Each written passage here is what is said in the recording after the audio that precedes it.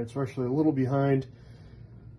Took this to the end of turn 1. I forgot to do this earlier, but we're going to start with blue and the gray, Cemetery Hill. All right, so again, McMurray, blue and gray, Cemetery Hill, Battle of Gettysburg, 1st, 3rd July. Sorry, that's my first turn of casualty. Ollie Howard's 11th Corps is getting beat up. But anyways, yeah, I know people say it's got to be Cemetery Hill because it sure isn't Gettysburg, whatever. We're going to see how it goes, all right? So it's not the SPI version. It is the Decision Games version. I've played a few of the other, ones in the box. Enjoyed them. So part of this continuing, McMurray plays Gettysburg. Let's go. This is pretty close to you can see the starting positions. Basically, the Confederacy just jumped up on the Union. But anyways, let's see how this works. Blue and the gray, Cemetery Hill. This is McMurray on Hicks's channel. Bye. All right, McMurray coming back, checking in. Blue and the gray, Cemetery Hill. End of July 1st, end of day 1 of Gettysburg. So the Confederates, as per historically, have become running down this Chambersburg Pike, some down the Carlisle Road, and just smashed into the Union advanced ranks.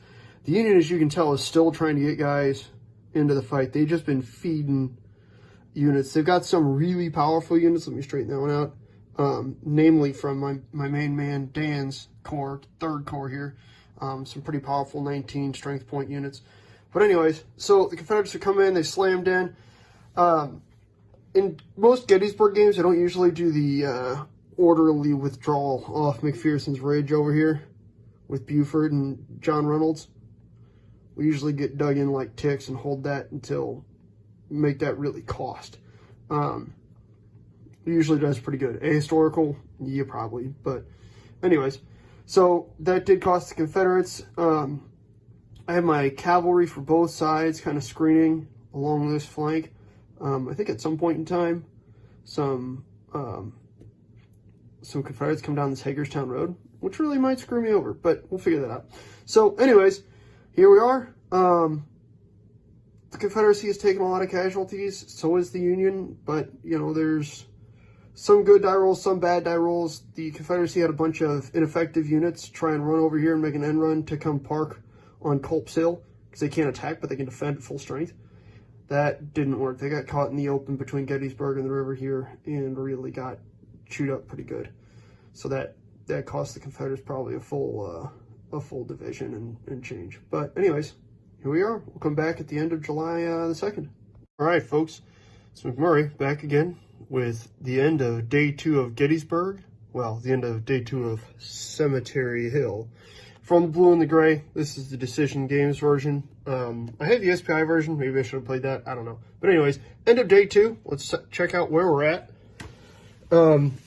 As most of you may remember, most of the fighting turned out to be kind of on an east-west axis, in terms of the lines, as opposed to coming down to the fishhook here, because the Union managed to hold the Confederates up here on the first day. Right at the start of July 2nd, launched a bunch of Union attacks. Union gets the first turn, so first thing in the morning, Union starts attacking. Just tons of units get that attacker retreat, and then can't attack for the rest of the day. So they can defend at full strength though, so they kind of like spread out this way in case the Confederates tried to get around or do something like that. That really meant that there was nothing the Union could do in terms of offensive progress.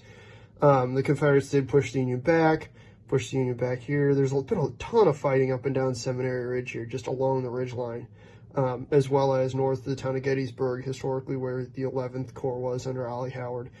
Other than that, my Union cavalry kind of swept around here because the Confederates get points so they can get their cavalry units off the table.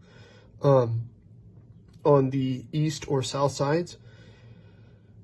Man, they were doing pretty good, and then I had one of them blocking this ford, one of my Union cavalry units in McLaw's 1st Division, I think it's McLaw's 1st Division, or 1st Brigade in McLaw's Division, attacked across the bridge, which is not great odds. They attack at half strength, but they still did the job and pushed them back. And then, so the Confederates have been able to use that as just a hammer to corral my Union cavalry in here. They need to figure out how they're getting out, because it's not going to work out well for them. But there we go. End of day 2. Folks, McMurray here. We're going to call this end of game.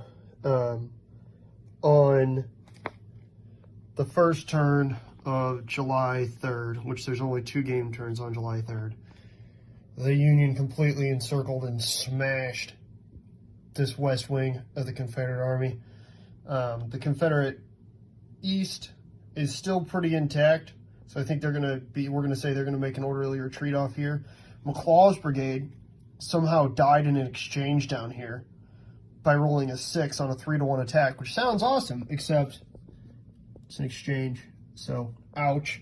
That was no good. And then the other Confederate cavalry attack was repulsed, so we're going to have these guys we're going to assume they're taking an orderly retreat off this side.